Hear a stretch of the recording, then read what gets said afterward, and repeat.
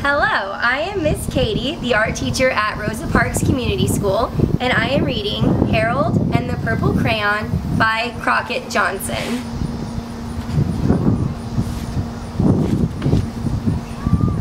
One evening, after thinking it over for some time, Harold decided to go for a walk in the moonlight.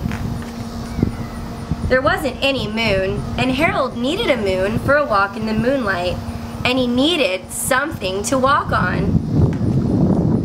He made a long, straight path so he wouldn't get lost, and he set off on his walk, taking his big purple crayon with him. But he didn't seem to be getting anywhere on the long, straight path, so he left the path for a shortcut across a field, and the moon went with him. The shortcut led right to where Harold thought a forest ought to be. He didn't want to get lost in the woods, so he made a very small forest with just one tree. It turned out to be an apple tree.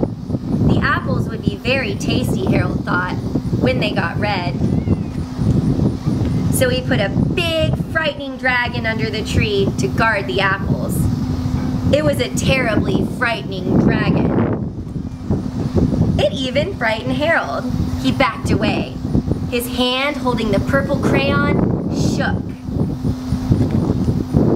Suddenly he realized what was happening, but by then Harold was over his head in an ocean.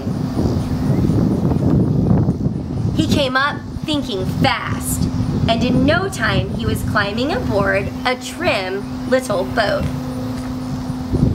He quickly set sail, and the moon sailed along with him. After he had sailed long enough, Harold made land without much trouble. He stepped ashore on the beach, wondering where he was. The sandy beach reminded Harold of picnics, and the thought of picnics made him hungry, so he laid out a nice, simple picnic lunch. There was nothing but pie, but there were all 9 kinds of pie that Harold liked the best.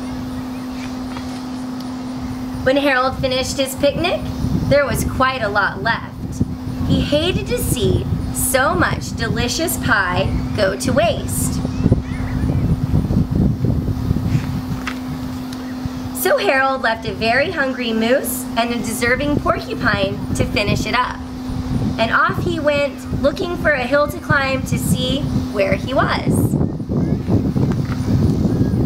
Harold knew that the higher up he went, the farther he could see, so he decided to make the hill into a mountain. If he went high enough, he thought, he could see the window of his bedroom. He was tired, and he felt he ought to be getting to bed. He hoped he could see his bedroom window from the top of the mountain. But as he looked down over the other side, he slipped, and there wasn't any other side of the mountain. He was falling in thin air.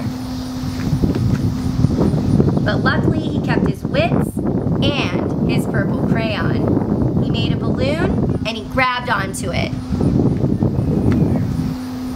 And he made a basket under the balloon, big enough to stand in. He had a fine view from the balloon, but he couldn't see his window. He couldn't even see a house. So he made a house with windows, and he landed the balloon on the grass in the front yard. None of the windows was his window. He tried to think where his window ought to be. He made some more windows. He made a big building full of windows. He made lots of buildings full of windows. He made a whole city full of windows. But none of the windows was his window. He couldn't think where it might be. He decided to ask a policeman. The policeman pointed the way Harold was going anyway, but Harold thanked him. and he walked along with the moon, wishing he was in his room and in his bed. Then suddenly, Harold remembered. He remembered where his bedroom was when there was a moon. It was always right around the moon. And then Harold made his bed. He got in it and he drew up the covers. The purple crayon dropped on the floor and Harold dropped off to sleep. That was Harold and the Purple Crayon by Crockett Johnson.